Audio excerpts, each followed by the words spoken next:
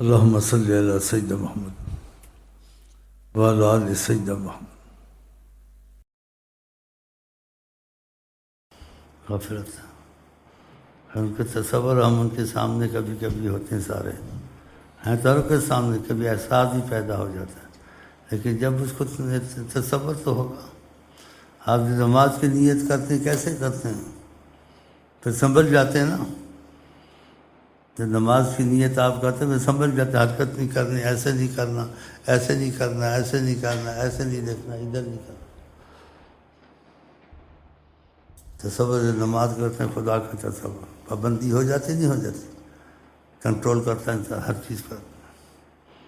ایسے جب نبی کے تصور یہاں کرے کہ ہم کو دیکھتے ہیں اور خود ان پر ساری جان دیکھتا ہوں، تو تھوڑا بہت تو سنبھلنا چاہیے، اتنا تو ہم لوگ نہیں ہیں، اندھے ہیں، دل بصیرت نہیں ہے، تو کچھ سنبھل کے بیٹھنا چاہیے۔ یہ پرانا ہے ڈاکٹر صاحب، ہے محبت سے بیٹھا ہو، جیسے اپنے گھر میں آیا ہوا ایسے کر کے بیٹھا۔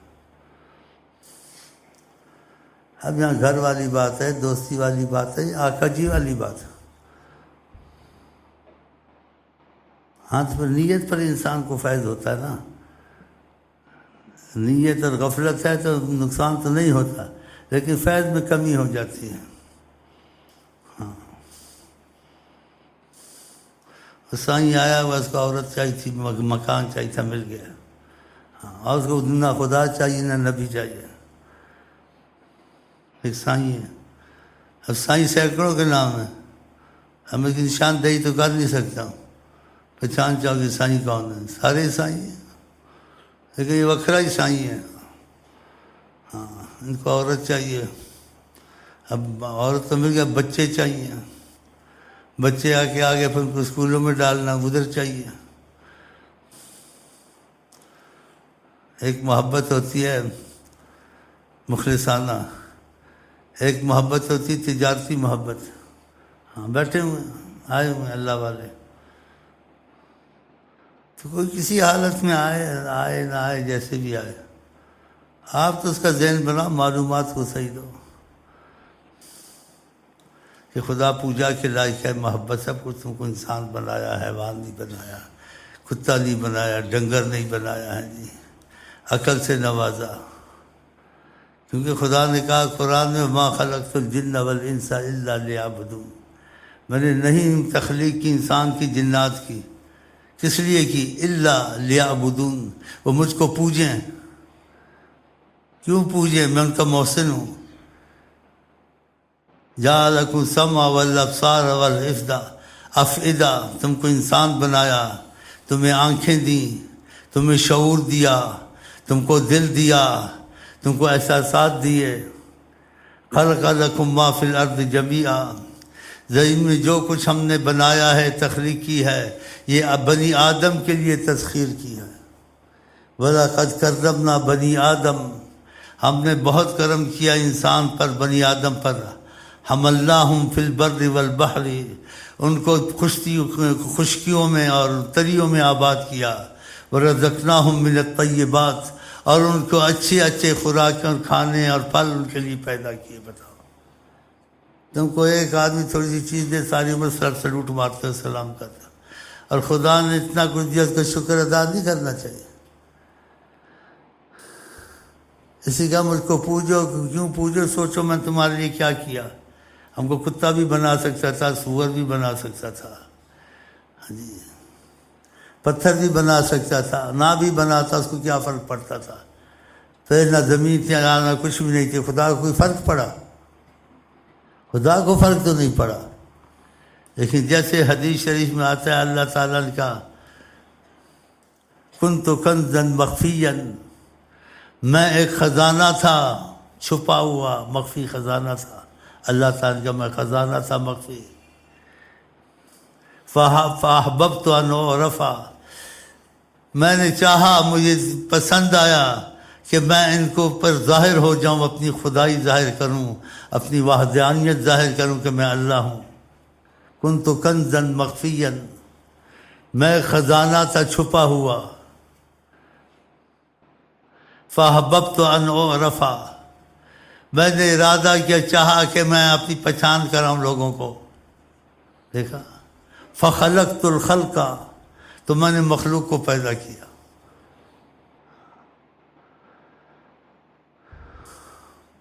تو یہ معرفت اب ہم کو تم کو جو حاصل ہوئی ہے، یہ زبانی اور ایک جیسے الفاظی طور سے، پھر یہ معرفت فیض کے طور سے حاصل ہوتی ہے تو انسان دہل جاتا ہے۔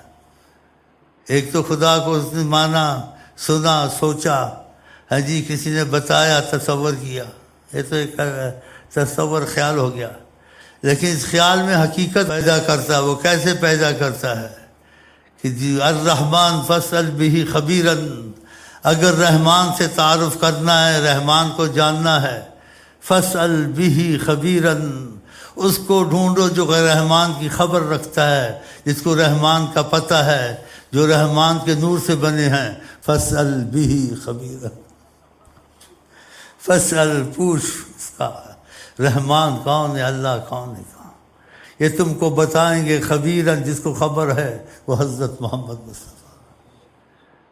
تجھ کو پانے کی شرط ایک ہے خدا، عشق احمد ہے جس دل میں، اس دل میں تو پھر اس لیے تذکرے کرتے ہیں، یہ تنبیہ کرتے ہیں۔ یہ پرانا بھائی یہ برا نہیں منائے گا، لیکن ابھی تک اس کو ہوش نہیں ہے۔ اس کو اتنی ہوش ہے، شیخ کے پاس آتے ہیں، کچھ نماز میں دل لگتا ہے اور کاروبار اچھا چلتا ہے۔ یہ بیٹھا ہوا پرانا جانتا ہوں کراچی سے، بیچ میں بھٹک گیا، ادھر ادھر ہو گیا۔ وہ آتا تھا بیچ میں کچھ فائدے ہو جائیں، اور ڈاکٹر بننا تھا، وہ منحوس بن گیا ڈاکٹر۔ اب اس کو تنخواہیں ملتی ہیں، کار بھی مل گئی ہوگی، بنگلہ بھی بنا لیا ہوگا، بیوی بھی مل گئی ہوگی، بچے بھی پیدا کر لیے ہوں گے، اب بس گھومتا پھرتا اور شیخ سے اور آگے نہیں چلا۔ ہاں، تو اسی میں مرنا ہے، بیوی بچوں میں فتنہ میں تو فتنہ ہے۔ خدا نے کہا ان چیزوں سے سب سے اچھا، ان چیزوں سے بہترین جو چیز ہے وہ اللہ ہے، اور اللہ کے بعد کوئی بہترین چیز ہے حضرت محمد مصطفیٰ ہے۔ یہ چیزیں نہیں تم لوگ محبت کر بیٹھے ہو، لیکن خدا کی محبت، نبی کی محبت، ان سب محبتوں سے اعلیٰ تر ہے۔ ادھر بھی محبت کر کے دیکھو، تم کو کچھ پتہ چلے، پھر تم خود فرق نکالو گے خدا کی محبت کیسی ہوتی ہے، نبی کی کیسی ہوتی ہے، مال اولاد کی کیسی ہوتی ہے۔ ہاں، پھر یہ چیزیں تم سب قربان کرو گے محبتوں کو، فقط دو محبتوں پر، اللہ کی محبت پر، نبی کی محبت پر۔ لیکن جب پتہ چلے گا نا، احساس ہوگا، تو اس کا پتہ چلانا، احساس چلانا تو اس طریقے سے ہوگا جس طریقے سے خدا نے نبیوں کو بھیجا، اور نبیوں میں امتیاز سے حضرت محمد مصطفیٰ کو بھیجا کہ ان کو میرا تعارف کراؤ۔ آقا جی ہم کو اللہ کا تعارف کراتے ہیں، اور اللہ تعالیٰ سے ہم کو ملاتے ہیں۔ قل ان کنتم تحبون اللہ، جس کو خدا نے کہا پوجو مجھے، اگر تم خدا سے محبت کرنا چاہتے ہو، رابطہ محبت کا ہو، یعنی کہ دوسرا محبت والا رابطہ، فاتبعونی، اے محمد صلی اللہ علیہ وسلم سے کہو کہ فاتبعونی، میرے طرف آؤ، جڑو، رحمان کو جاننے والا میں ہوں، رحمان کے نور سے میں بنا ہوں، جتنا میں جانتا ہوں اتنا کوئی نہیں جانتا، کیونکہ آدم کی تخلیق پانی اور گارے سے ہوئی، نبی کی تخلیق خدا کے نور سے ہوئی۔ کنت نبیا آدم بین الماء والطین، میں نے نبوت کا تاج پہنا ہوا تھا، ابھی آدم بنا بھی نہیں تھا، نہ اس میں جان پڑی تھی، وہ پانی بھی پڑا ہوا تھا، وہ مٹی بھی پڑی ہوئی تھی، اور میں نے نبوت کا تاج پہنا ہوا تھا۔ یہ سوچنے کی باتیں ہیں۔ تو جتنا خدا کو آقا جی جانتے اتنا کوئی نہیں جان سکتا، اور ان کو جانیں گے تو ان کی نور کی معرفت سے ہمارے دل زندہ ہوں گے، تو پھر ہم خدا کو جانیں گے۔ اس لیے میں یہ کہتا ہوں، کبھی اس کی تھوڑی وضاحت بھی کرتا ہوں، ہم مر جائیں گے یا مصطفیٰ کہتے کہتے۔ تو یہ چیز کا طریقہ ہے کہ آپ ایک چیز کا کیا توجہ کرتے ہیں، ہاں جی، اور نیت کرتے ہیں، تو پھر آپ سمجھ جاتے ہیں۔ آپ نے نماز میں نیت کی نا، تو آپ نے کنٹرول کیا اپنے پر، حرکت میں، دیکھنے میں، ادھر ادھر، یہ ظاہری اور اندری کنٹرول نماز میں۔ آقا جن تعبد اللہ کأنک ترا، تو اللہ کی عبادت ایسے کر جیسے دیکھ رہے تیرے سامنے خدا ہے۔ فَإِن لَّمْ تَكُن تَرَاهُ فَإِنَّهُ يَرَاكَ، اگر تجھے ایسا تصور نہیں قائم ہوتا تمہارے اندر کا تو تصور قائم کر وہ تجھے دیکھ رہا ہے۔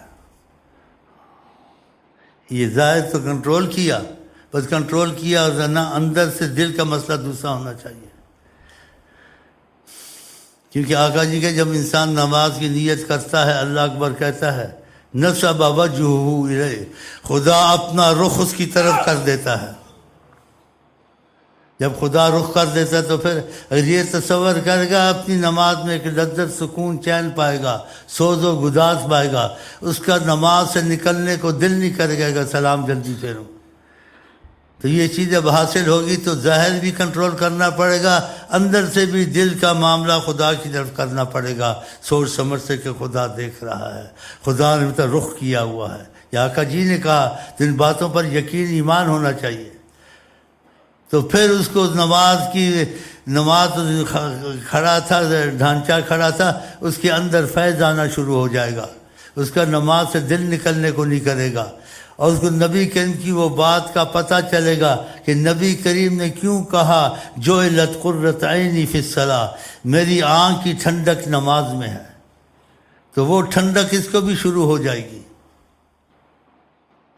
جو آقا جی نے کہا جعلت قرۃ عینی، میری آنکھوں کی ٹھنڈک نماز میں ہے، جب ایسا کنٹرول، ایسا تصور نماز میں کرے گا تو وہ پھر وہ قرۃ عینی، جعلت قرۃ عینی، پھر وہ ٹھنڈک نماز میں جو اللہ کی محبت کی اور قرب کی اور سوز و گداز اس کے دل میں آہستہ آہستہ شروع ہو جائے گا، اس کی چیخ نکلے گی، اس کو رونا آئے گا، اس کو دل میں ایسے کہ نماز سے نہ ہی نکلوں۔ جب آقا جی اذان کا وقت آتا تھا کیا کہتے تھے؟ ہم اس نماز تک پہنچے نہیں نا، ہماری نماز تو ظاہری نماز ایک ہے، حیات اور ایک جیسے نہ ڈھانچہ ہے، لیکن اندر ابھی کچھ اترا نہیں ہے، اندر کچھ ہو تو اترے تو انسان کی حالت بدل جائے۔ ہاں جی، اسی آقا جی کہتے تھے ارحنا یا بلال، اے بلال مجھ کو راحت دے۔ کیوں راحت دے؟ کہ اذان دے میں نماز پڑھوں۔ دیکھا، ارحنا، حضرت عائشہ کہ جب اذان ہوتی تھی آقا جی ایسے ہو جاتے تھے جیسے کسی کو جانتے ہی نہیں ہیں۔ اور ہم کو آپ کو کیا کہا ہے اللہ تعالیٰ نے کہ تم کو خدا کو پانا تو نبی کی تابع داری کرو، نبی سے سیکھو، نبی جیسے کہیں ویسے کرو۔ تو پھر ایسے کرنا چاہیے نا جیسے رسول اللہ صلی اللہ علیہ وسلم نے کہا ہے، سمجھایا ہے، ان چیزوں کو سمجھنا چاہیے، سوچنا چاہیے، تو اس طریقے سے نماز پڑھے کہ اس کی نماز میں وہ کیفیت پیدا ہو جائے جو نبی کریم کہتے تھے میری ٹھنڈک آنکھوں کی نماز میں ہے۔ پھر اس کی نماز پڑھنے سے نفلوں کو دل زیادہ کرے گا، میں نفل ہی پڑھتا رہوں، تو اس کو ایسی کیفیت، ایسی چیز ملے تو زیادہ چلے نا۔ جب اس کو یہ چیز کیفیت نہیں ہے، یہ چیز نہیں ہے، تو پھر وہ جیسے کہتے کھانا پوری کرتا نماز پڑھ لی ہے، محسوس کو کچھ نہیں ہوا۔ جن کو محسوس ہوتا تھا ان کی حالت ہی اور ہوتی تھی۔ حضرت علی کو تیر لگا نکلتا نہیں تھا، اتنا مضبوط جسم تھا، مضبوط فولاد، اللہ کی جہاد میں اتنا مضبوط جسم تھا، تیر لگا وہ نکالتے تھے، نکلتا نہیں تھا۔ کہا جب نماز پڑھوں گا نکال لینا۔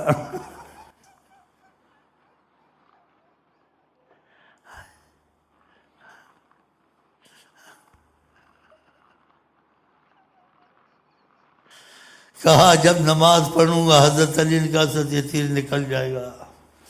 کوشش کرتے تھے، پھنسا ہوا تھا، مضبوط جسم تھا، فولاد خدا کی، لیکن اللہ کے سامنے پگھل جاتے تھے۔ وہ کیفیت، وہ رحمت نازل ہوتی تھی، ہاں جی، جیسے آدمی پانی ختم ہو جاتا ہے۔ پھر آپ نے نماز شروع کی، تیر نکالا، آرام سے نکل گیا۔ ہم لوگ ایسے ہیں، صورت تو نماز کی قائم ہے، سب ہے، اندر سے ہم لوگ ویسے ہی بھوکھلے ہیں، لیکن پھر کچھ محنت کرنی چاہیے، ظاہر اپنا قائم کرنا چاہیے کہ تم کسی کے سامنے ہو، تمہارے کنٹرول ظاہر جسم پہ ایسا کرنا، ایسا نہیں ہونا چاہیے کہ نیت کر لی نماز کی، اور اندر دلی تصور اس طرف کہ خدا تم کو دیکھ رہا ہے، خدا نے رخ تم کو دے دیا ہے۔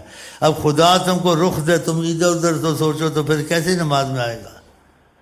نصب وجہہ الیہ، بہت ایسے جملہ ہے، انسان سوچتا ہے تو جیسے انسان دہل جاتا ہے کہ خدا رخ دیتا ہے، اس لیے کہ نماز میں ادھر ادھر نہ دیکھے، آسمان کی طرف نہ دیکھے، جیسے گھڑی آسمان کو نہ دیکھے، ہو سکتا ہے اس کی آنکھیں خدا لے لے، واپس ہی نہ آئے۔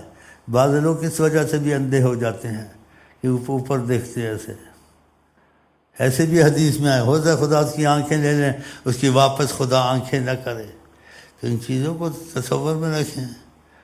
نیا بھائی کو تو کچھ نہیں ہوتا، برا منائیں گے، لیکن یہ پرانا اس کا یہ حال ہے، نئے کو میں کیا کہوں۔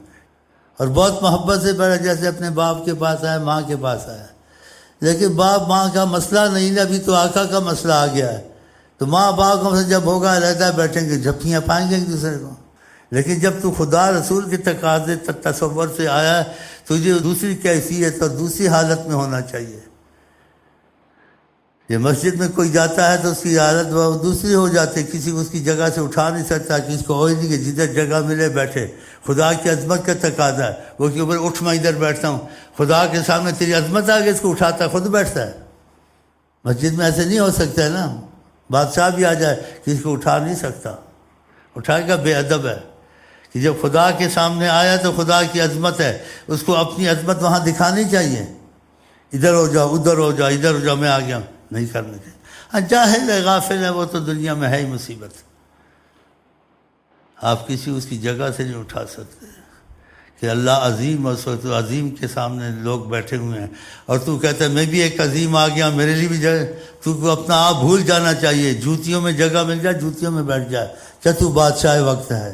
اس لیے کہ اللہ کی عظمت کا تقاضا ہے وہاں مسجد میں، تو اب ایسا نہیں کرنا ہے۔ تو یہ باتیں میرا خیال اتنی مشکل تو نہیں، سمجھ میں تو آ رہی ہیں آپ کے۔ تو اس لیے جہاں اتنا سفر کیا، آئے گئے بیٹھے، اور پھر گھر کی حالت میں بیٹھ کے چلے گئے جیسے بیٹھا تھا، کبھی یوں بیٹھتا کبھی یوں بیٹھتا۔ بلکہ یہاں آئے اگر وہ تصور کرے، اس کو سانس آرام سے لینی چاہیے، سانس اونچی نہ لے۔ جتنا ادب عبادت سے پہلے، ادب ہر چیز سے پہلے، ادب نہیں تو عبادت ساری گئی۔ آقا کیا ادبنی ربی فاحسن، حضرت ابو بکر نے تو کہا میں نے اتنا عظیم ادب میں اور اخلاق میں کسی کو نہیں دیکھا جیسا آپ کو دیکھا۔ کہا میں بڑی عمر کا آدمی ہوں، میں نے عرب کے قبائل دیکھے ہیں، سب جگہ میرا آنا جانا دیکھنا ہوا ہے۔ ابو بکر نے کہا میں بڑی عمر کا ہوں، لیکن آپ جیسی شخصیت میری نظر سے نہیں گزری۔ کہا ادبنی ربی فاحسن تادیبی، میرے رب نے مجھے ادب سکھایا، اپنے رب کے ادب سے میں نے تم کو ادب سکھایا۔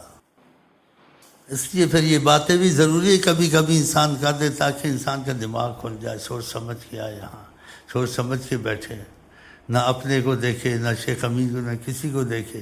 اس نے بلایا ہے، اور شیخ امین اور ہم سب رسول اللہ کے سامنے بیٹھے ہوئے ہیں۔